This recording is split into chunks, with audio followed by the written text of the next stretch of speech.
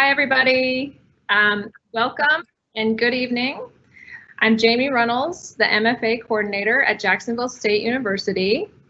The MFA at JSU is thrilled to host Nancy Campbell and Trevett McCandliss in tonight's lecture. McCandliss and Campbell have received more than 250 design and photography awards from Graphies, the Society of Publication Designers, the Type Directors Club, Print Regional Design Annual, HOW International Design Awards, Communication Arts Design Annual, Communication Arts Typography Annual, and Creative Quarterly. Nancy Campbell is a graduate of the School of Visual Arts with a BFA in Graphic Design, and she has worked at numerous magazines, including Harper's Bazaar, Mademoiselle, and YM. Trevett McCandliss received his BFA in Fine Arts from Syracuse University. He studied painting at the New York Studio School and graphic design and photography at the School of Visual Arts. Nancy and Trevett were the jurors of our 2020 National Juried Student Show, Work. I'm here with the show right now. It opens today and it'll run through November 12th. A quick thank you to Morgan Worsham, who's behind the camera tonight. She's our gallery coordinator here at JSU, and she's helped bring this event together. So thank you, Morgan. I also want to note that after the talk, there'll be an opportunity for some Q&A. So feel free to type questions in the chat box during the talk, and we can relay those questions to Nancy and Trevett afterwards. And without further ado, I give you McCandliss and Campbell. Great, thank you very much, Jamie, and thank you to Morgan. Thank you, Jamie, for inviting us. It's a really great honor to be here, and it was really wonderful to see all the brilliant student work. We really enjoyed looking at everybody and, you know, just being inspired by all the great work that you have really on. did, and we're excited to share our work tonight. Yeah, So. absolutely. So, just to add a little bit, we're primarily we work full time as art directors for actually creative directors for Wayne Scott Media, and we work on 3 magazines. One is called Earnshaw's. It's a children's fashion magazine that goes to the trade, the business, and one is Footwear Plus, goes to the footwear industry, and MR goes to the menswear industry. So we don't have huge budgets, but part of what we kind of pride ourselves on doing is taking small budgets and coming up with big ideas, big concepts, and we execute them. We do our own typography. Oftentimes we do our own many times we do our own photography, and we do our own prop building, and so we really have a lot of fun putting these magazines together. A lot of the work you will be seeing tonight are from these magazines. We also do have freelance clients, as most graphic designers do. So there's some freelance work in here, but this is primarily our magazine work. The thing we like to emphasize is that even though these are magazine pieces, they can be used, the typographic concepts here can be used for packaging, for posters, so many different applications. So don't just think of it as editorial design. But we have a lot of work to show, so I think we should get going. What do you think, Chad? And also, just to be a little more of a note, all of these pieces are most of these pieces are the opening spreads and then a few other spreads of fashion features. So our magazines feature fashion and they feature all kinds of other things. So there are a lot of different pages, but what we're really showing here is the most spectacular pages. Every month we do a fashion feature in each of the magazines. We put a lot of effort into the fashion opener, and then the whole feature the fashion itself, features the go photography. Right, so the fashion features go on for 5 or 6 spreads generally. So we're going to show you an opener and usually 1 spread of the. Yeah. So let's get going. Let's get into it. And even though, so we've broken this up into kind of bite-sized chunks here, and the first one is called customized lettering. So, but just to also clarify, though we do a lot of our own photography, we also have a chance, we're very grateful to work with very talented photographers like Paul Thorburn, who shot this piece. So a lot of the photography that you're going to see tonight is by people that we work with on a freelance basis, and we tend to work with them over and over again. And how the process goes is we do the photo shoots, and then we come up with the concept for the typography. In this case, we're playing off the sheer concept with the with a custom S made out of. So let's keep, because we do have a number of things to show. Yeah, make sure to time this. And so this plays on the idea of Weekend Getaway. We shot this out on the east end of Long Island at an old retro motel. And the idea of the road, the type was customized by Trevett. And so just to explain what that means is much of the typography in here are fonts that are available really to anyone. But the W, the D on end, the G and the A are all pieces of type that we created for this piece specifically. So that's every piece in this category has that element in it. And we find that not only is this really fun to do because we're always searching for new forms, but it gives our magazine, our openers, a lot of individuality. So this plays on the idea of the jungle boogie. It's got a rhythm to it, and it also plays off the idea of the tree. The very subtle reference to the tree, and a little bit. It was more her leg. Her leg, but the kind of tree on the top. It feels a little bit like trees. There are a lot of different. Right. Yeah. And then the leg, we're playing off the angle of the leg. So these are subtle references to the photography, and that's why we always shoot it and then work against the photo that we choose to be the opener. Right, and the concept of this photo shoot was to showcase women's footwear that has jungle patterns, animal patterns rather. So that's why it's called Jungle Boogie. So the headlines always refer to the theme of the shoot. Like this one is kind of about color. So hot color. Hot color. And so the one on the left, it's actually a double page spread. So you open that magazine and it's a spread that folds out. Yeah, it's a vertical spread. So here we're just having fun with the type, playing off the whole geometric feeling of the photo on the right. And one thing that we like to do is look back in graphic design history and play around with forms that may have occurred in the past. And Cassandra, the great graphic designer, created a face called Bifer, and we tweaked it and did other pieces of type with it, other letters, and kind of made it our own thing. And it seemed to work for this. So here is a case. Trevett did this shoot, and I love the whole effect of that. We had a smoke machine going. We found a great location in Brooklyn to shoot this. It says the new cool, and so you're playing off. Can you describe it a little? Well, so sometimes what happens when you're a designer or an artist, or this probably happens to writers, is you have ideas that you want to do, and you carry them around sort of in your back pocket, so to speak, for years. And I had always been a really big fan of any kind of musical scores, the graphics of musical scores, whether it's Renaissance or whether it's aleatoric music, which is experimental music. Some of the scores in the 20th century got quite complex and interesting, and I always thought, wouldn't it be great to have a story where we could use a creative approach to the nomenclature of musical notation. So if you can see, there's a C that's been formed here. Yeah, representing the word cool. Even if you don't see the C initially in the design, it makes a beautiful design. And I don't really know if that music is playable, but maybe someday someone will play it and we'll see how it sounds.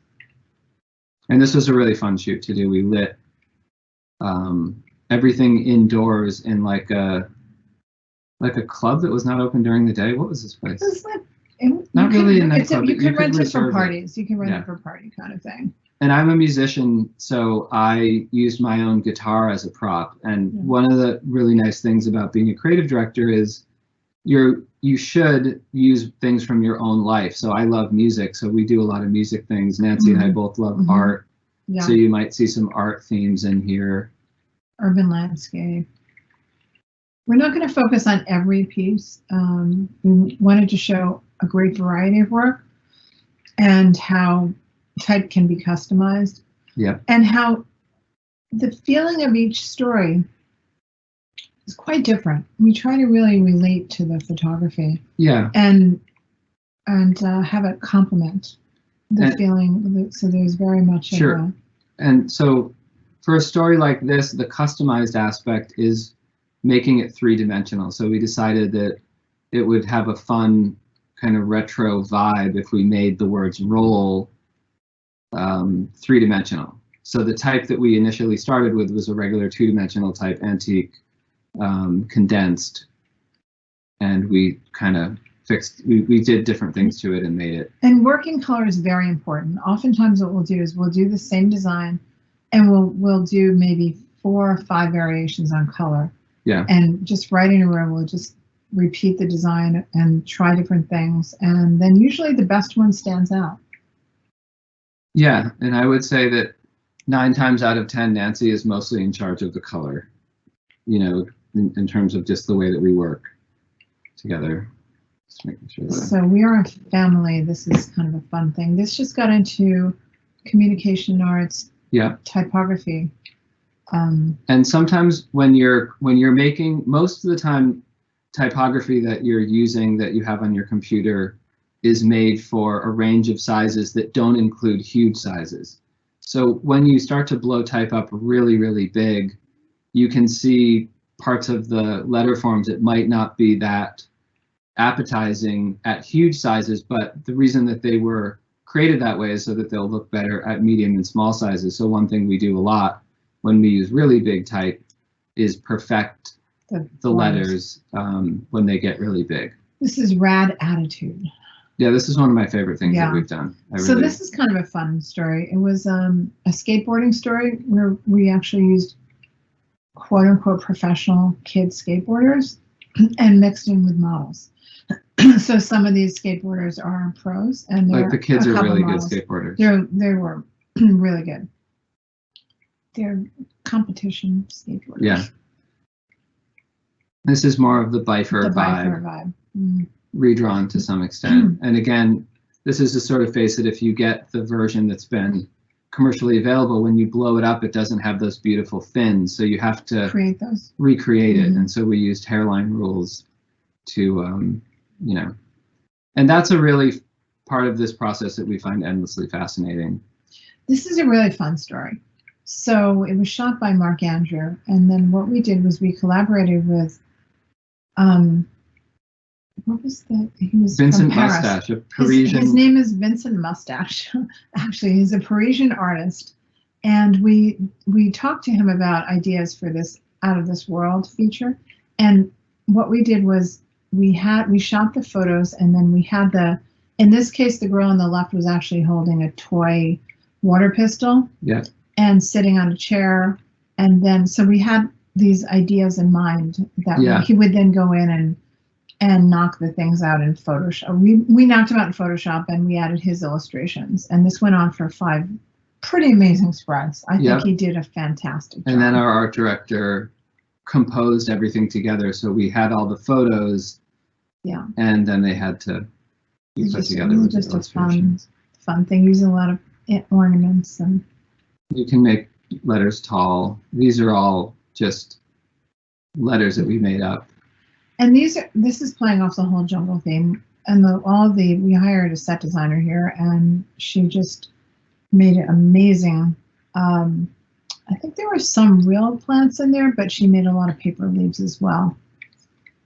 Yeah, it's mixed in. So the paper leaves are mixed in with the real leaves. It's pretty magical. Fantastic. And heavy. These kinds of typefaces have become like some of the traditional typographic language of old school rock and roll. Oh, sorry, went too fast. No, you can keep. There we go. And we customized that to make it sit in the space. Hot shot This is cool with the skateboarders. We can make this 3D. These were all models though, right? I don't think they were real skateboarders. Yeah, no one was doing any real skateboarding here. But we went to a cool skateboarding park on top of a building in New York. On the Lower East Side, there's a school, and on the top of the building, there's a really amazing skate park. With ramps all over it. With ramps everywhere, and they did graffiti, and it's a really cool. And this is playing off the bubbles in the whole fun. And that's, some of these things almost become like hugely elaborated logo types. And the fun thing about doing this kind of work is that lettering like this is created for a specific space. So each letter is supposed to, it only is going to have the necessity of kind of being in this one design, and we try to optimize everything so it's all kind of harmonious. And it's so in the case of European Union, explain how you did that technically. So this is using a few different faces, one of which is a really great wood type face called Roswell, and also antique grotesque. Sometimes what happens is you find a couple faces that work well together, and then you can mix them.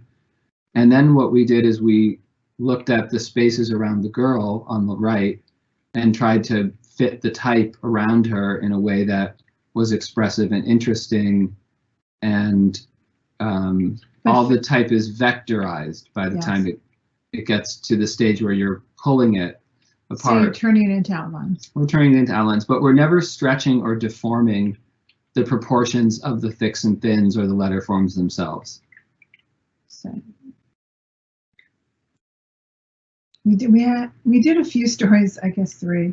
We went through a phase with the frozen type. People seem to like the frozen type thing. Yeah. So easy. This is a fun thing to do, especially if you have, like, this could work for packaging, like I was saying. It could be something, a poster. So you just get a sweater box and one that will fit in your freezer, and you get some type from Michael's or a place like that, an art store that has wooden type or plastic type. Or on in eBay. This case, yeah, in this eBay case, has we a can lot do of good eBay. type. So we painted this brown so it would show, and we wanted it to feel kind of rustic.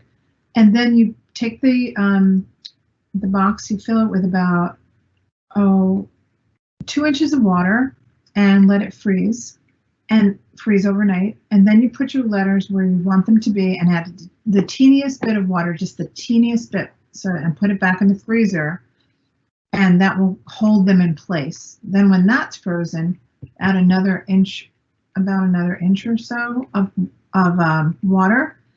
And then when it's totally frozen, you take it out very carefully. You have to run it under water, and then make sure it cracks a little bit. If it doesn't crack, you can't see that it's ice. Mm-hmm. Then all you do is hold it with gloves, and then to keep it from slipping, put a towel on the bottom, roll a towel, and hold it up straight, and then run and put light behind it, or put it near a window and also add light. I think that's what we did this in the office. We just this is backlit. We backlit it from the window. For any still life photographers out there, working with ice is really fun, and you can freeze things in ice. And you just have to backlight it. And it looks really good backlit. You could put a little bit of a front light on it too, but as long as the backlight is still has to glowing. Be strong. So you have to play with that, and also. Or you can just totally backlight it, I guess. So here's the jump on this freeze frame. It's actually a Polaroid. We shot it. This story was totally Polaroid. This is shot on an old Polaroid camera back when that Here's another version of it. This was a metal letter we found at a store. Mm-hmm. And this one was also wooden type. This is the third time we did it. Wooden type, but this shoe was beautiful. This is fake snow. I don't know if any of you have worked with fake snow in a studio. It's not that fun to clean up, but it looks great on them. You actually just we had the blower going, right? Yeah, and we were throwing it all around. We were throwing it around. Was fun. It was fun, but the cleanup was tough.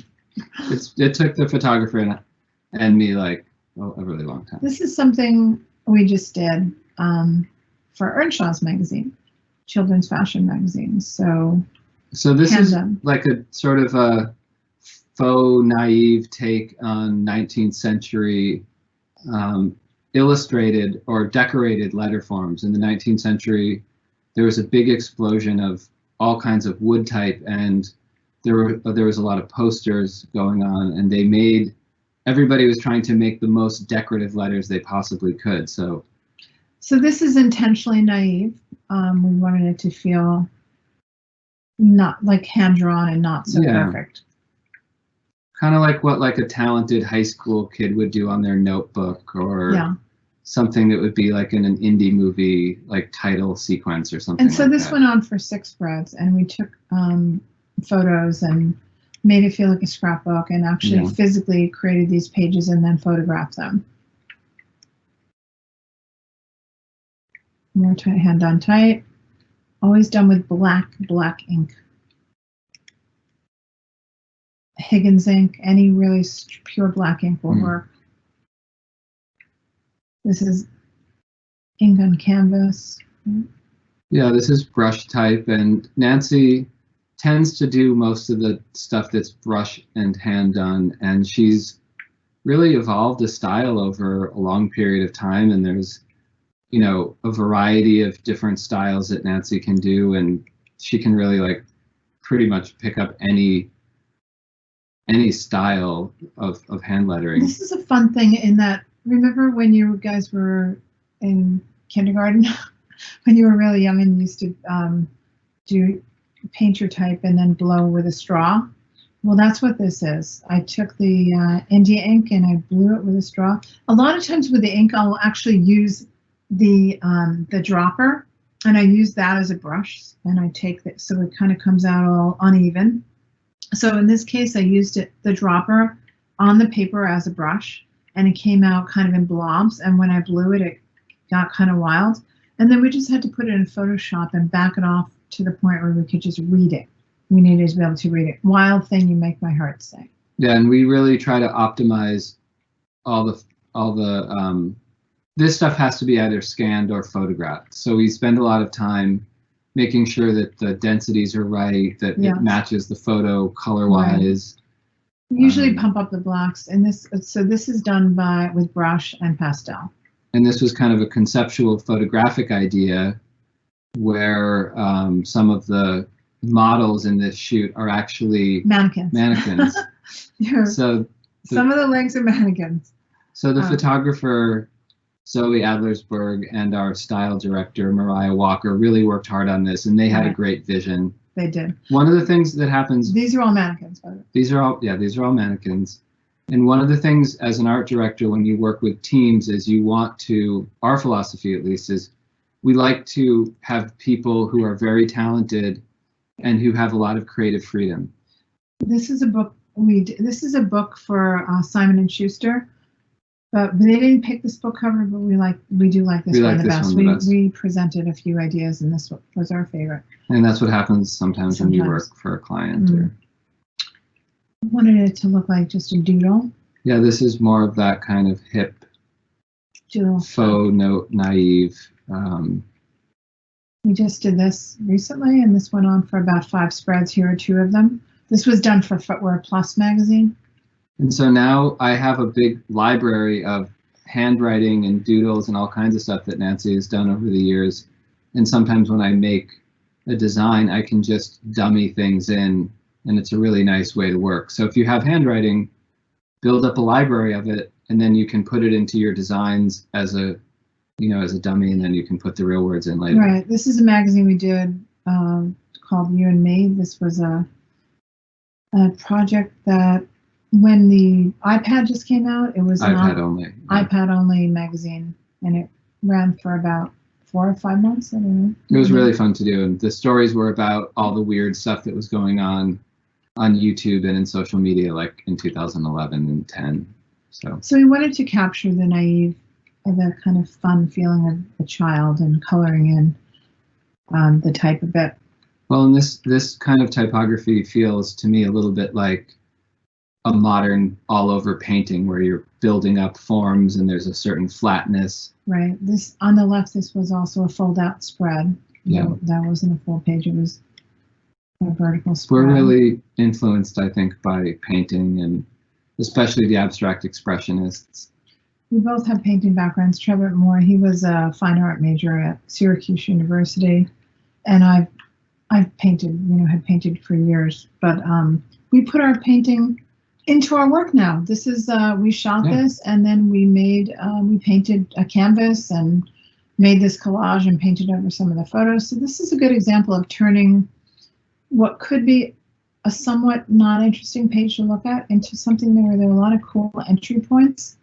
And by shooting the photos, because we have to show a lot of photos of shoes, obviously. So by adding the human interest of the And model. for all of you photography fanatics out there, we rented an old Mamiya, I think it's an RZ Pro medium format camera, and shot a lot of Polaroids, and then we also shot some digital and we mixed it, and it was really, really cool.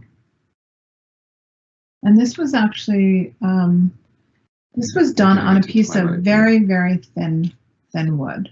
So got this at a, yeah, so we got this at an art store and it was too dark. So I just gave it a wash of white paint so the type would read. And I think in this time when, you know, things are, it's comparatively easy to make really clean solutions.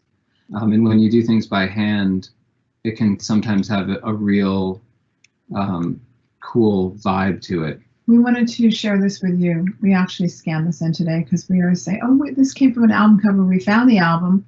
We bought this years ago in the East Village on a street. No, this was, the guy gave it to us. Oh, no, he didn't. He gave it to us, right? Yeah, this record, this guy would sell records on the street, Yeah. and we would always go and talk to him and buy records and then bring it back to the office said, and listen to. Right, so he gave us this. He said we might like the type, and we we loved the type, and so it became a story. It was a story. Party like it's 1963. So and so this is kind of retro clothing for Earnshaw's. See the influence? So I think a lot of times what happens with graphic designers is you're looking for graphic language, and you can pick up all kinds of things wherever you see them. So you're always looking for some inspiration. It's going to be important point here. We believe in like not picking up. So we used real photo. We used real actual old photos here, and we spliced in our new photos and aged them. But we didn't use any pickup art. Well, just to be clear, we took old family photos. This is from June '63 of my family, and we put a new aged photo inside. So the photographer made a great effort to shoot these pictures so that they felt like a quote unquote amateur was shooting them at a party. And we also, which is not easy because this photographer, Augustus Butera, is brilliant and his photos are amazing. But to be able to then go backwards and do this, we thought, and I was very impressed by that. And we used real kids. Yeah, we used real kids. No fake kids. No, meaning these aren't kids from modeling agencies. These are not model kids. These are real kids who give the cheesy smiles that are fun, like the girl on the right there. Because in our world, pretty much all the children that we work with for our kids magazine are with modeling agencies. And we just put fake fur inside of the big type that we just did this really large type, and then we stripped fake fur inside of it. It was fun. This is simple lipstick on a mirror. Doesn't get more simple than that. Conceptually, it works though because she's obsessed with shoes. So we did the whole photo shoot in a hotel, and then we just drew on the mirror at the end. A very swanky hotel. Yeah. Just an enlargement on. This is an art-driven thing. This kind of vibes off the energy of the model. This is one of my very favorite things that Nancy's made. And this was something for a nonprofit group. Yeah, that gives shoes to people who are in need. So we decided it would be really fun to write hope and love and inspire and all the words that are associated with philanthropy and so this charity. Was a magazine they did. And they actually, I flew down to a party that they gave because they liked the shoe so much. Where was that? It was in Kentucky or something, and they literally flew me there for one day, even though Nancy did it. I don't know why I went. Why did I go? I don't know. Life's unfair. It's okay. This is a story that we did, and our associate art director wrote all this amazing copy. So we can't read it to you, but she turned out to be like the Joni Mitchell of the graphic design world. She has these fantastic phrases in here that just make the whole story come alive. Yeah, and I think one thing that we really love is the feeling of like a journal or a scrapbook that an artist is making, and they're we wanted to get that across. Like when I was a student, I would always go in the city and draw, and then you're writing your little notes. So if you can do a story that feels like the story is creating itself as you're looking at it, I think that that's extremely compelling. Here's another. It's another collage story. Yeah, collage thing. We do love the scrapbook thing. It comes up, I'd say at least once or twice a year, the scrapbook. Now Trevett did this cool type. I think this is fantastic, and this was done probably at least 10 years ago. But yeah, I went to see a band, and then I got the T-shirt, and then I took the type from the T-shirt and did it on the story. The style of the type, yeah. Yeah, the style of the type. Minimalism.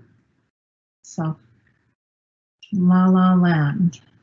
And one of the really fun things about doing type for magazines is you're responding to the photos, and you're just trying to kind of, it's like if someone writes the lyrics and then you're trying to write the music as a songwriter or something, or someone's writing the song or the lyrics and you're trying to write the music, so you have something to play off of. So everything is different, and you can do a lot of different ideas in your work, which is kind of different than if you're working for one brand or one company where the look is always the same. We always have a different problem to solve every month, or we have a couple different problems to solve. And as we said before, a lot of the pictures, a lot of the articles in our magazines do have some formatting, so it feels like the same magazine every time. But our philosophy is that these fashion openers should feel like the surprise that you see every time. They should always feel different. We always want people to be surprised. Yeah. This is something that Trevett did. He shot it, and he did this amazing type solution, which I think is incredibly pure, and I love this story. This was really fun. We were kind of thinking of people like Alexei Brodovich and people from the back in the day in the early fashion magazines when they were using Bedoni all the time. Right. And trying to make it conceptual and interesting. And this is also something Trevett shot and did the type for. This was really fun to shoot. I think that photo on the left is one of my favorite photos that I've ever shot. That is really beautiful. I love it. Suburbia. So it's just really, when we pull these things together, is there a little noise, a click? What is that? I don't know. Anyway, when we do this, a lot of it is getting everything together. So we have to find exactly the right house. And can everybody hear and see everything? Are we? Yeah, you're good. We can hear. Good. Okay, great. So part of it is just finding exactly the right location. You guys who are photographers out there, you know how this goes. And I often I live on Long Island, which is near New York City, and I work my friends' houses. This is, a friend of mine had this kind of like very retro house. So, and then we found a nearby supermarket, and we're going to speed up a tiny bit because.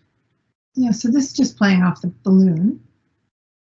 Yeah, and sometimes you get a great photo. All right. A really special photo like that one with the balloon in front of the model's face, and you can just play off that. And we're using the theme of black letter typography, which can sometimes feel elegant or kind of mysterious.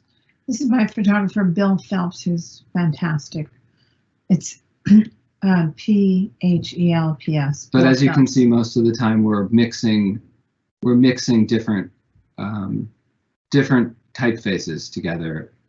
And I was explaining to a student today about how when you're mixing typefaces, you can try to go for the most beautiful letter that you can find in each face, and you try to balance them, for expressive effect. I think this is really more about the dogs than the typography. But it's also, the reason I think it's important to have it in here is we dialed the type down because the image is so strong and we didn't want it to overwhelm. We really wanted to work with the photography here. So I think it's important to know when to do that. Absolutely. And this is a great, great story. Love that one. Yeah, sometimes typography can be very quiet, like this. Metal this here, it's very more small. about this metal heart sculpture that Nancy made. Out of I cut cardboard, covered it with Brillo pad with stainless steel, and then chains, and then shot it. And this is something where we were showing bleeds, where we were showing product shoes behind it. So we wanted to figure out a way to have the type, but then be able to put the type on a shoe or a boot in this case, but still see the boot, and then you can see the type. And we made different quotes, so this is fun to do.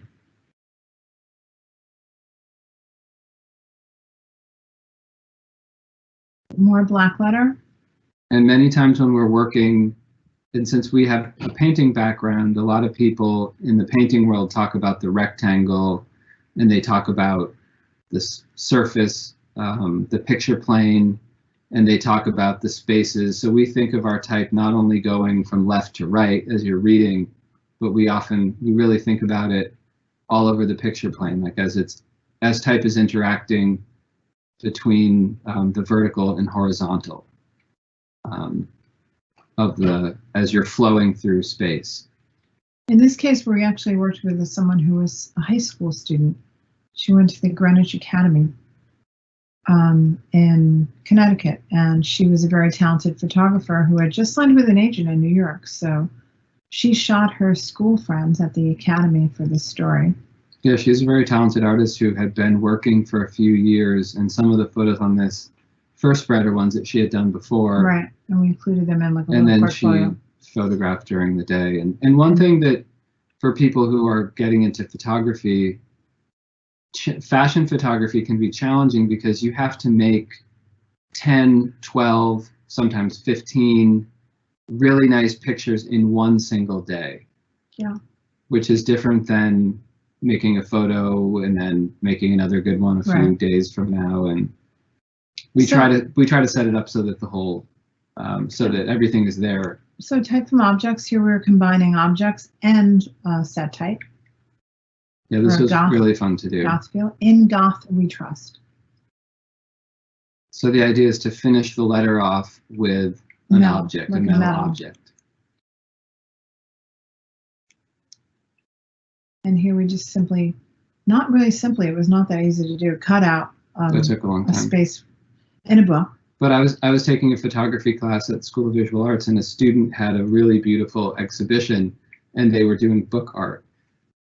So we were inspired by that to kind of make a book art. So that piece was the inspiration. Yeah, it was yeah. And a lot of these pieces, many of these pieces, we're seeing things out in the world, whether it's another designer's work, something from the past, or just simply like this would be actual typography that you could see on an old So this is grain sack or whatever. So this is really, these kind of things as students, these are easy things to do in a way. It's just having the right concept. So you take you get the right material, and then what we did was we beat it up. We rubbed it on concrete and we kind of messed it up. So it looked old. We wanted it to feel old. And then, we stenciled it first. I actually stenciled it, and then we beat it up because we first shot it and it was like, it looks too new. So then we crunched it, we ripped it, and it felt like it would have been on the farm. And we photographed it in the same location. We went back to the farm that we shot the story at a couple days later, and we actually shot it on the barn floor there. And I think that one thing that's really exciting about doing editorial design is you can, or design projects with typography, you can take a typographic solution. You can keep going, Nancy. Okay, sure. You can take a typographic solution like here. This is an old school lunch board that people don't use anymore. And we just rented it. And we rented it, and then we created our headline out of it. We wanted the type to feel like it wasn't on there so neat, so someone would have put it on like that. It was like an amateur typographer who didn't know how to space things. And then we made our type out of actual food. This was made out of corn, and we used tweezers to do that on a white seamless, on a whiteboard, like white foam core. And this is one of those fun projects where this idea of the lunch ladies and the world of lunch ladiness and school lunches informed everything that we did. So we came up with a lot of different ideas about shooting things on school lunch trays, making type out of. Right. And Trevett wrote copy for all the different lunch ladies and the different kinds of lunch ladies. So we and made characters. The editors went in and tweaked it a little bit, Yeah. but it was really fun. And this is a traditional lunch lady. Her name is Mary, and Mhm. her name is made out of macaroni and cheese. Yep. She was sweet. We found most of the models on Craigslist. Yeah. Right. A wild hair. We just simply cut out a piece of fabric, put it on black velvet, brought it into the closet at work, lit it with one light, and shot it with a camera. And we moved the light around because in order to get the texture, you have to have very directional light. So So this. that's just, it's a piece that's probably, the W is probably about 6 inches big. high, about 6-7 inches high, and then we put it on black velvet to get that really deep black. So this doesn't have ambient light, and there's a lot of negative fill in order to get the texture of the Yeah. W. You need to do that to get the texture. We literally went around New York with this big hair, wild hair, and it was funny that people didn't stop and make a big deal out of it Because in New York, there's all kinds of crazy things happening Anything at all goes. times. So people are just like, oh yeah, Yeah. that's just a girl with a bunny. Yeah. And it was tiring. So And this was we got this from a junkyard. First we shot the story. and we shot it in a factory that makes chairs and furniture. So there's all kinds of machines and stuff. And in Joe there. Plicino was the photographer and does this light painting. If any of you photographers are familiar with light painting, and that's actually real fire on the ground. It was done over a long exposure with bursts of hairspray. So and- that exposure is about, I would say, almost a minute, perhaps. It was on a cement floor and it was all very safe. So, And it's but all lit with do a, not try that at home at all. and it's lit with a flashlight. And so then we went to the junkyard and we got this really cool old gritty metal objects from the junkyard, and we put together the word Industrial Revolution. Here's some of the detail. Just on it. detail. This is made out of sugar cubes. About 700 sugar cubes are used to make that design. Obviously flowers here. It's very simple to do. And this was for a client. That was for a That client. was for a client, yeah. And we did, that was the whole catalog like that. In this case, we just wrote on the side of books.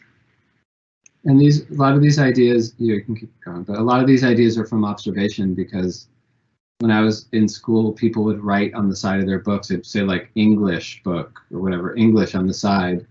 And I just remember seeing that. And It's made out of keys. I- We got keys from everyone in the office, and we made the still lives. I made the still life photography of the letters here. And I think as visual people, we're always looking at our environment, and sometimes you can see something that isn't necessarily created by a graphic designer, and you can use it in your own work. And I was like, Yeah, this is a huge piece made out of fruit.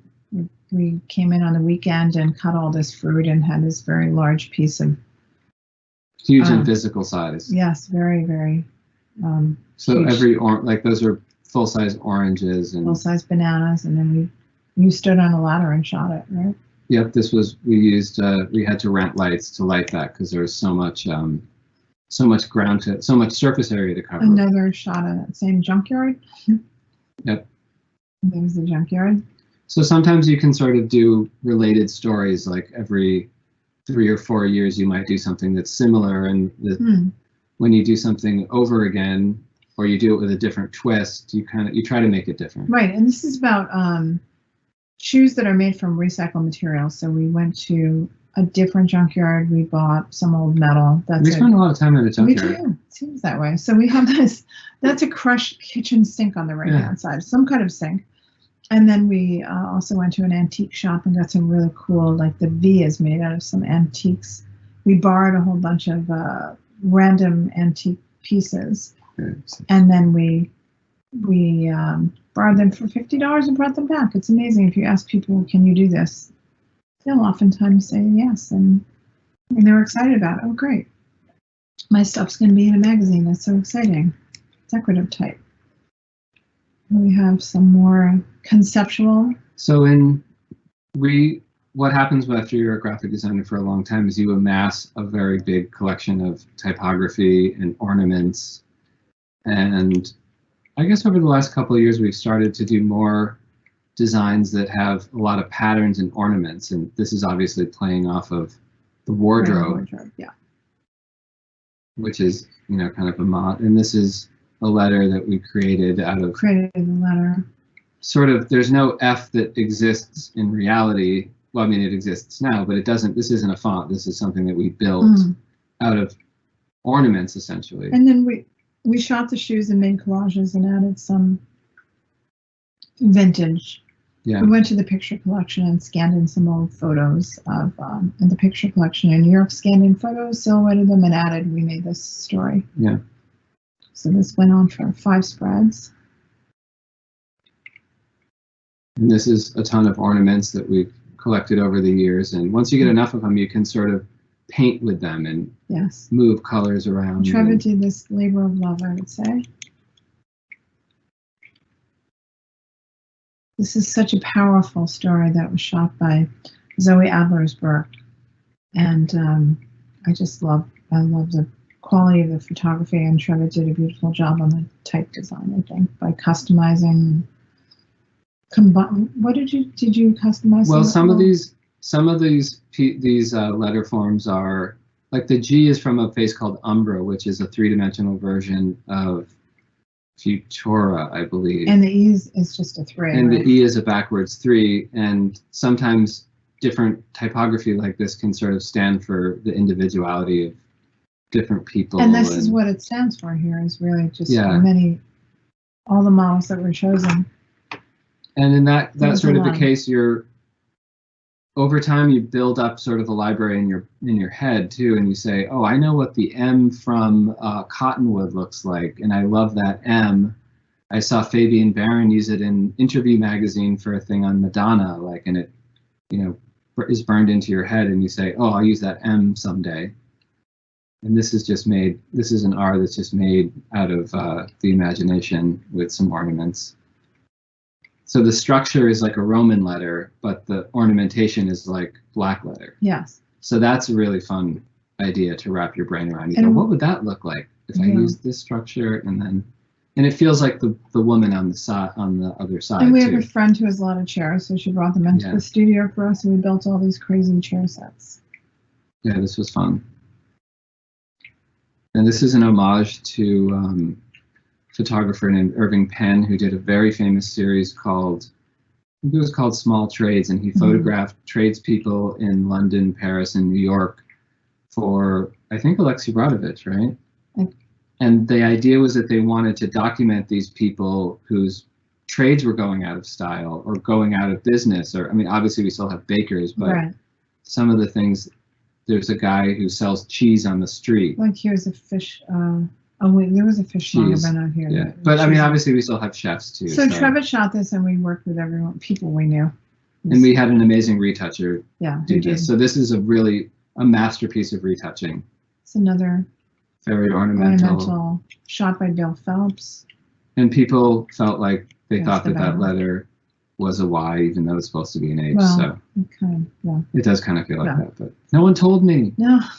I did.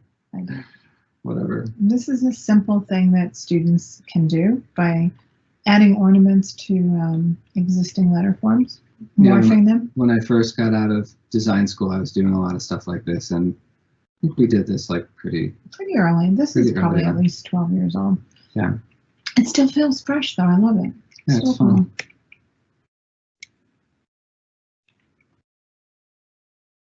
So I think one of the things we're thinking of a lot is showcasing the beauty of the letter forms and making them big, and to me it's just really fun to see big letters. And here's Trevett chopping letters up. Yep, and this is using Helvetica and a face called Belly, and putting them together and filling in the counters, and just again, it feels this is a very funky shoot and cool. This is, some of those letters are custom, some of them are from Milton Glazer's face, Baby Teeth. And it's kind of a deco.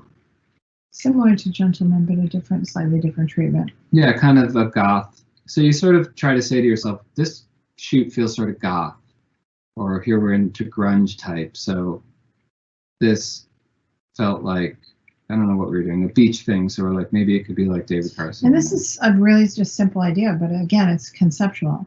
So we just got a piece of wood from the flower district and carved into it, and then let it similar. This story was shot in London, and we just did the piece on our own. And a simple idea again. Just I actually just kissed the paper lots and lots of times. Tried to get the right impression, and then we made the red and blue lip to American Girl. And in terms of typographic choice, there we're using Cooper Black, and that always feels like a very Americana. Yes. 70s. There was a lot of, even though it wasn't created in the 70s, there was a lot of conceptual art direction in the 70s. So right, this is just the shadow of a type. We cut out the type in cardboard, hung it with a fishing, and then we shot the shadow of it on the wall. Again, a very simple idea that someone could do. Yeah, so we're going to keep rolling through. We're going to roll through. We had an illustrator. We shot still lives and model shots and an illustrator. The very talented Ben. How do you spell his last name? Ben Marra. M-A-R-R-A. It says right on here. I think it's M-A. Yeah. R-R-A. Benjamin Marra, great illustrator. So he did this fantastic spreads. And he did the type for it because we felt that that it would make sense because it's all about his world. Yes, and this is what a world. And we photographed the model in the studio and then added her in. Super talented guy. Wow. Yeah. This was burned into wood with what is it called? A pyrography rig. So it's like it's a stylus, and then it has a very hot piece of actually burned in metal at the end, like a wire, and then you can use it like you would like a pen, but instead of using ink, you're burning into the wood. We shot this at a llama farm. Yeah. And this is the first one that we did, and I think that the second one that we did was better. I like both of them. I think they're both nice. And this was so cool. It was shot in what is that? In Joshua Tree. Joshua Tree, yeah. We didn't go on the shoots. Our very talented fashion editor, Mariah Walker, is involved in the Earnshaw shoots, and she usually sets them up, and she goes on the shoots. Yeah. In this case, we decided to do bad babies. So babies are usually cute and adorable and all good, so we thought we'd make them bad. And we had a lot of fun with this. This is kind of like a sister piece to the Lunch Ladies. We went through a phase where I think we started, this was the first one. We did this one first, yeah. So all these babies were bad, and they were fun. And we made up all these stories for them. The one is disturbing the peace on the left, the one is public nudity on the right, and then we have vandalism on the left, and shoplifting on the right. So they all had some thing. And we used a real typewriter, of course. And this is fun because we're using a design system that's based on the vernacular system of design that happens with police reports. You know, and a graphic designer doesn't go and design police report, or at least not graphic designers who are super competent. So we tried to make it feel like it wasn't really quite designed, and things are crossed out, and it's kind of messed up. Right, and we did research on what a police report would look like. We did tons of research, which I always find that's one of my favorite things to do, is do the research on the design. More fake snow. This is really simple. If you guys take stamps and then blow them up like crazy, and they get so gritty and cool. So this is really just made out of stamps. There's something fun about seeing something small, but seeing it really big, and you can see all these little details. And then we used it on the typewriter, I think, do we? Yep. So that's a formula, in a sense, that can work, is the typewriter has a grungy quality to it. So when you use grungy type, you can then use the typewriter for your small type.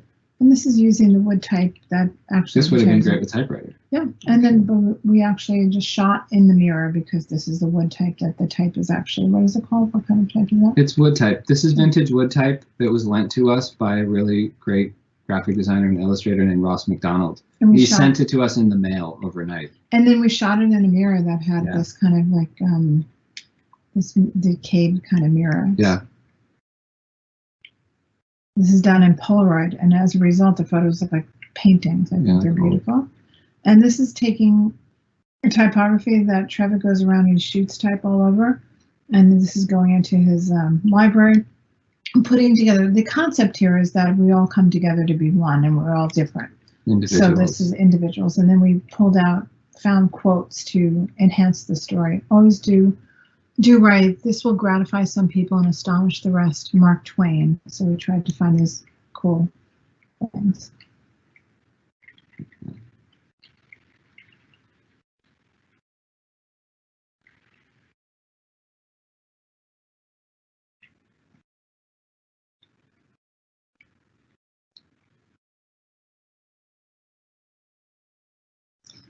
More stamps. This is stamp blown up, printed out on paper, and we just put it down.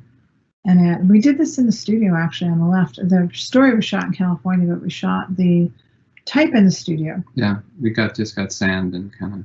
I think we just shot it in natural light too by a window. I think so. Yeah. Yep, and this is the same idea as We Are One, but it's taking sort of more grungy type because the idea is that we shot in a salvage yard, and there's all kinds of things you could. We made looks like a ticket to a circus here. Yeah, because the theme was circus. So if you look at old tickets, railway trick tickets and all kinds of things, this is the idea of a sticker that goes on your luggage. So we ordered old luggage on eBay. We wanted that retro green luggage, made the sticker, put it on. Oh, and then here we looked at a lot of old tickets to try to make, so the captions are done in the style of European rail tickets and things like that.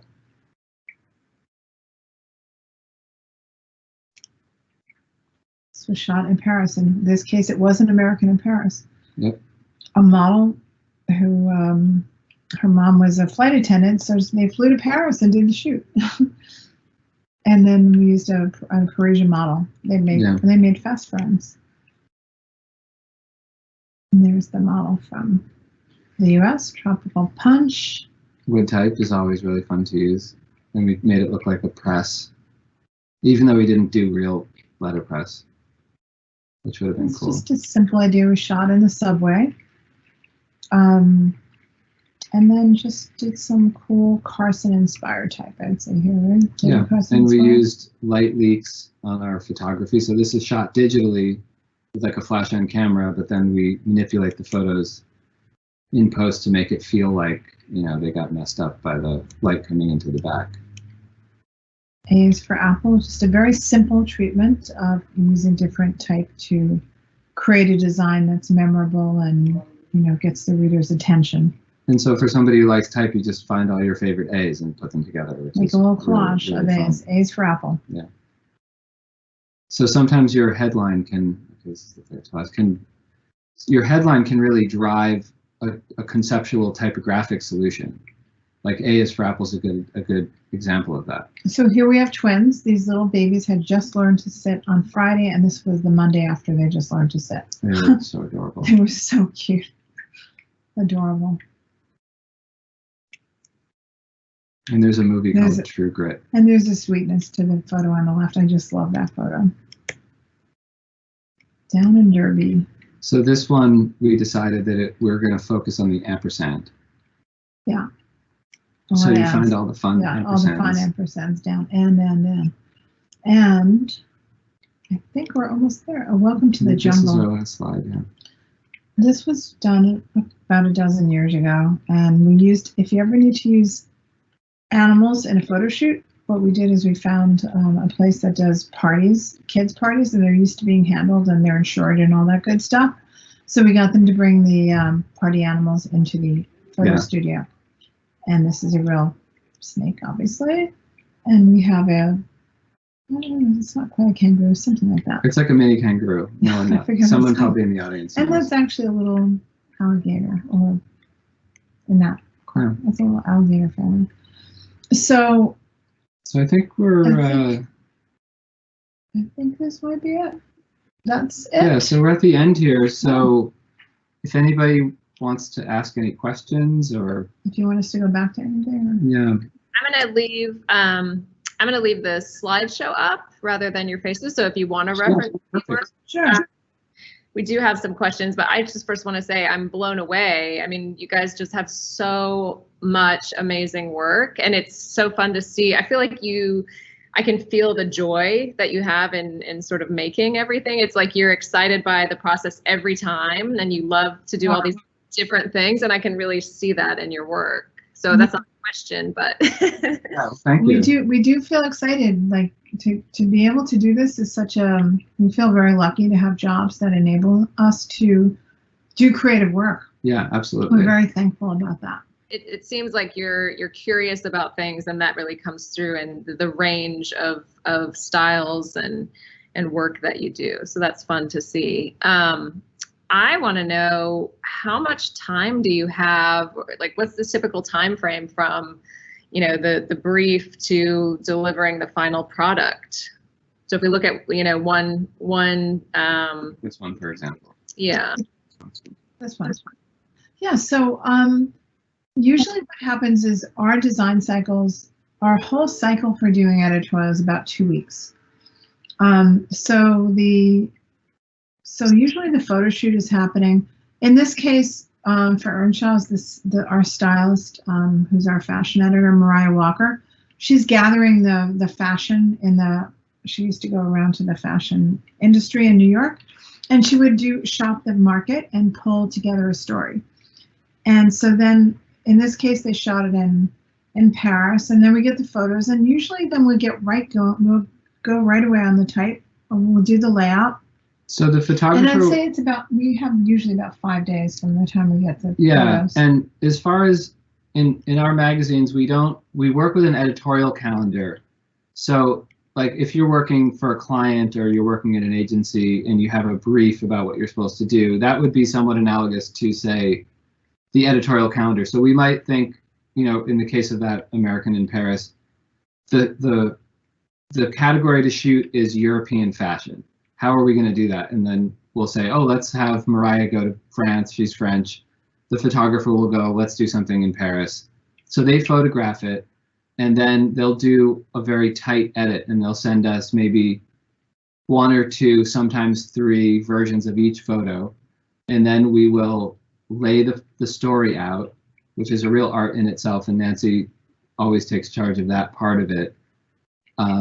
So that usually can take you anywhere from like 20 minutes to a couple hours, depending. Sometimes, so I've been laying out stories for so long, and it can take say half an hour to 2 hours to do that. Sometimes the story just lays itself out. It becomes very obvious. Yeah. And I've been editing photos for so long that I just becomes, second nature in a way about what goes next to what, and the pacing, and there's certain things. For example, you always want to vary the pacing.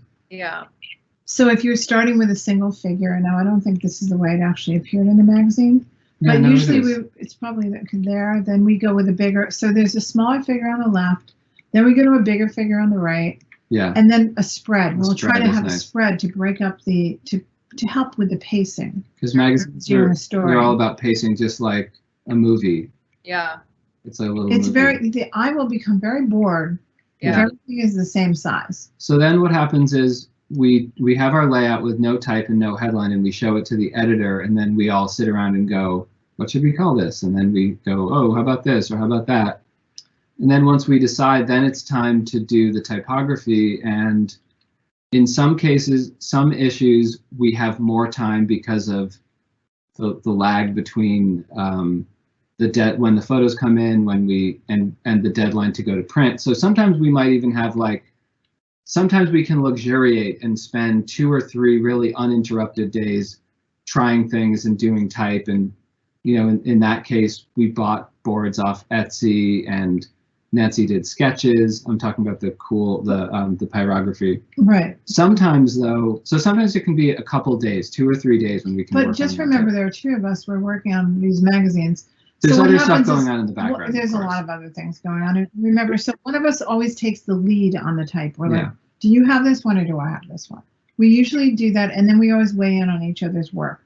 So that's where working as a team is very helpful to us, because it allows us to take great chances and say, oh my God, this is like a crazy idea, but what do you think? Right? Yeah. Is this good? Because you don't know when you're trying things. So that enables us to actually be more. We're less restricted in terms of a style that's been accepted kind of by the people at the magazine or whatever, because we can kind of just invent things and have some quality control. So it really is helpful, Yes. students, when you have to take, we always encourage our students, we teach at Kane University in New Jersey, and we encourage our students to take risks. And it's always good to kind of go maybe a little too far and have someone pull you back. Yeah. And also to have a trusted person that you can show it to and say, hey, what do you think? Yeah, totally. And in many cases, it's your teacher or a peer. Yep. Or you showing it to your peer before you show it to your teacher. Yeah. But I think it's very important to have that little safety net so you can take big, bold things. And we do have a fun time conceptualizing things.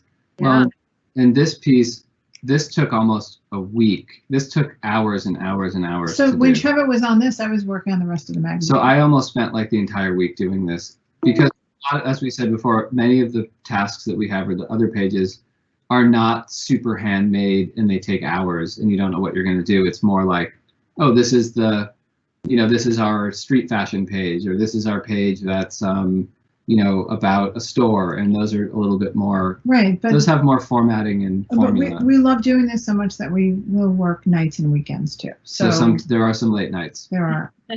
Certainly weekends. We work a lot of weekends, and it's kind of like our love, our hobby, and also our job, and we find it very rewarding to do this. I think you can see your love and your attention to detail come through in everything that you guys do. We have another question in the chat box. Does being on location help inspire you more than shooting in a studio space? Oh, that's a good question. And really, so much of what inspires us is actually, in my opinion, like having a great concept going in. So we will do a lot of mood board work. I'm sure you students are familiar with that. So we'll figure out what's the best way to go about it, and then we'll do mood boards and have a lot of ideas going in. When we shoot with photographers that are not Trevett, we give them free rein to really shoot, to not restrict them. Yeah. We're hiring really talented people and we're letting them do their thing. So in terms of, we need them to be inspired. So part of our job is finding great locations for them. So sometimes a photographer will say, I want to work on a location and do this idea, and then we'll try to help them find a location. That's the one, Let the Good Times Roll. That took us a couple of days to find the perfect retro bowling alley. Right. And it's a little bit like being a location scout on a movie, because you're making a little movie that's stills, but it has to have the right mood, and you have to find the right place. And especially when you're working with big, talented photographers, as we do, people that are so big in the children's fashion market, you kind of feel that kind of came out wrong. You feel like you have a duty to all of your creative collaborators, to especially the photographers when you're an art director, to help them facilitate the best work they can do. So we try to create we are making a creative environment for them to thrive. Yes. And everyone there, we get the hair and makeup people, the stylists, to be kind of feeling good and feeling the support. So we can feel that on set or on location, but it's really about the good concept and bringing a team together that works well together and has good energy. Yeah. Those are really vital. And so one of the most important parts about being a good creative director is finding the right people, picking the right photographer for the right job. Yeah. And then letting them do their job. That is huge, at least in the editorial world. Now, we're not working in the world of advertising, where there are very specific needs. We need to see this, we need her to be smiling, those kinds of things. Right. So we have a lot of freedom, and that's why people do love working editorial so much, because they can express ideas that also might lead to campaigns, which has happened often. Yeah, yeah. Mm-hmm. With photographers, and they're just doing it to be part of this kind of fun project. And so and that's one of the rewarding things about doing a creative job, is you get to be around really creative people. And we've worked at this place a number of times, a miniature horse farm. Yeah. So we work our connections. This was like my mother-in-law's friend had this place. Yeah. So you guys out there, work your connections, keep your mind open for like, keep your eyes open for, hey, that's a great old house. You know? We'll be driving down the street. It's like, oh, look at that barn. Look at the side of that barn. Maybe we'll do a shop there someday. Yeah.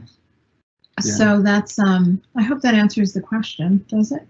Yeah, I think so. I think so for sure. I love that you guys give, you're hiring great people, but you're letting them do their thing. I think that's so important. I've definitely had clients before that, hey, we love your work. We want you to do this job, and this is how we want you to do it. Yeah. Right. We've all experienced that, Jamie. Yeah, it's not fun. No.